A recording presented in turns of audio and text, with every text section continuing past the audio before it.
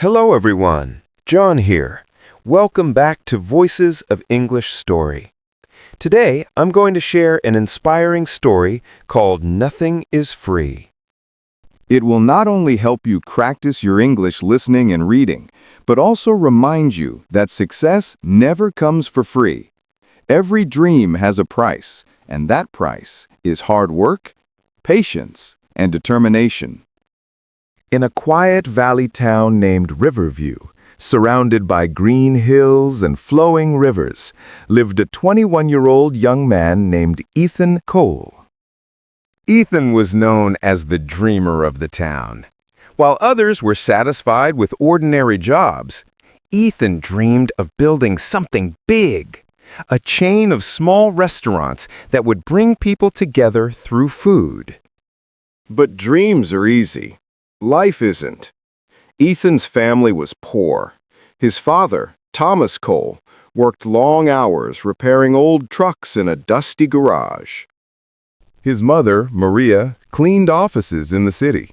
His little sister, Emily, was only 11, full of laughter, and always believed her brother could do anything. At night, when everyone slept, Ethan often sat outside under the stars, staring at the dark sky. He whispered to himself, "One day I'll change our life. I'll build something great for my family." But deep inside, he wondered how. The next morning, Ethan decided to talk to his father about his dream. While Thomas worked under a rusty old truck, Ethan said quietly, "Dad, I want to start my own business. Maybe one day I'll have my own restaurant." Thomas slid out from under the truck, wiped his oily hands, and looked at his son. "Son," he said, "dreams are not free. If you want something, you must fight for it. Start small. Start where you are. Even a mountain starts from a grain of sand." Those words stuck in Ethan's heart like fire. He went back home, thinking deeply about what he could start with. Something simple, something real. One morning, while walking to the town square, Ethan noticed something. There was no bakery nearby. People had to walk several kilometers to buy fresh bread.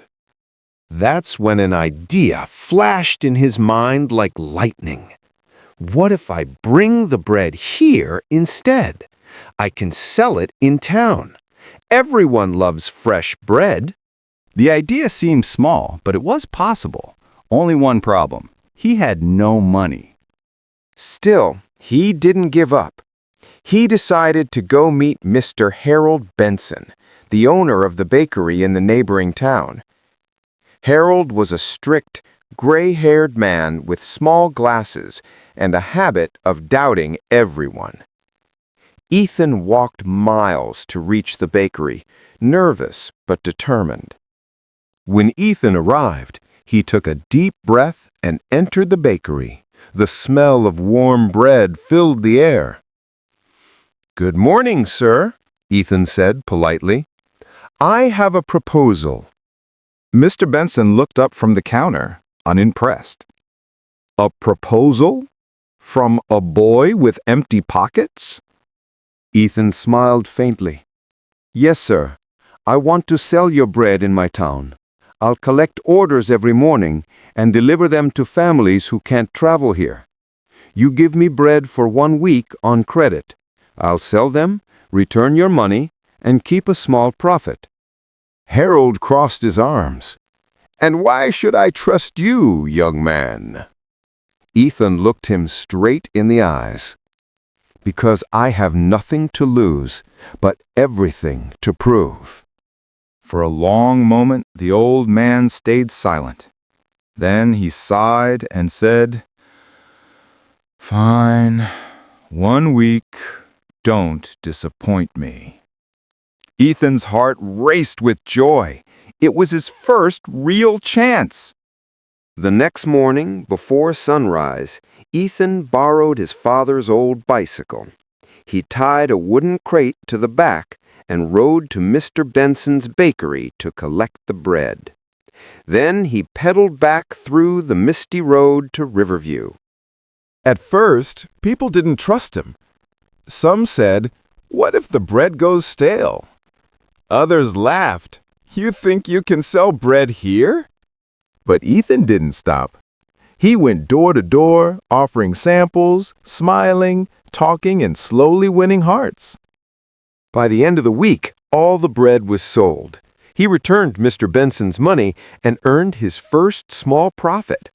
It wasn't much, but it was honest. It was his first victory.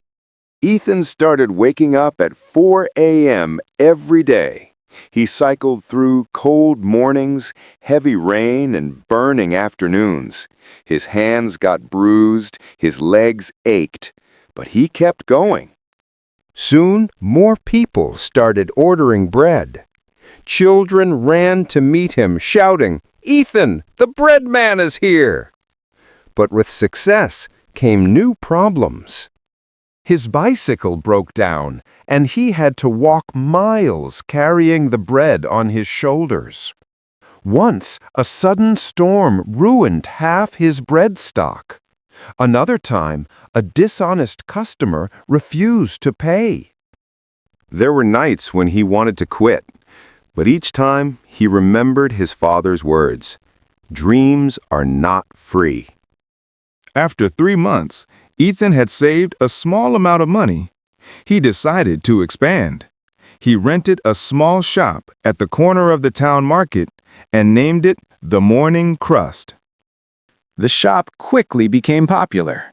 People came not just for bread, but for the warmth Ethan offered, his cheerful smile, his respect for every customer, and his promise of freshness. He hired 2 friends to help him and even bought a new bicycle for deliveries. The town started calling him the young businessman. Mr. Benson, the bakery owner, visited one day and said, "You've done well, boy. You've earned my respect. I'll sell you bread at a discount from now on." That moment, Ethan realized something deep. Trust is built, not given. But life has its tests. One summer night, a fire broke out in the marketplace. Many shops burned, including Ethan's. He stood in front of the ashes, tears in his eyes. Everything he worked for, gone overnight. His mother hugged him, whispering, "It's okay, son. We still have you. You can start again." For a few days, Ethan was silent, lost, and hopeless. Then one morning, Emily brought him a small notebook and said, "Brother, you always say nothing is free. Maybe this is just life's price for something bigger." Her innocent words reignited his courage. Ethan didn't give up. He borrowed a small amount from a local loan program, rebuilt his shop from scratch, and this time he didn't just sell bread. He began baking his own. He learned recipes from old cookbooks, experimented with flavors, and soon the Morning Crust became famous beyond Riverview. People came from nearby towns just to taste his special honey butter bread. After a year, he opened his second shop in the city. After 3 years, he had 4 branches and dozens of employees. Ethan Coe, the boy who once sold bread on credit, had become a true entrepreneur. One morning, Ethan invited Mr. Benson to his main branch. He handed him a golden card that read, "Partner and Friend, Harold Benson." The old man's eyes glistened. "You've done well, Ethan. I'm proud of you." Ethan smiled. "You were the first person who trusted me. I'll never forget that." Later that night, Ethan visited his father's old garage. Thomas was sitting there, tired but smiling.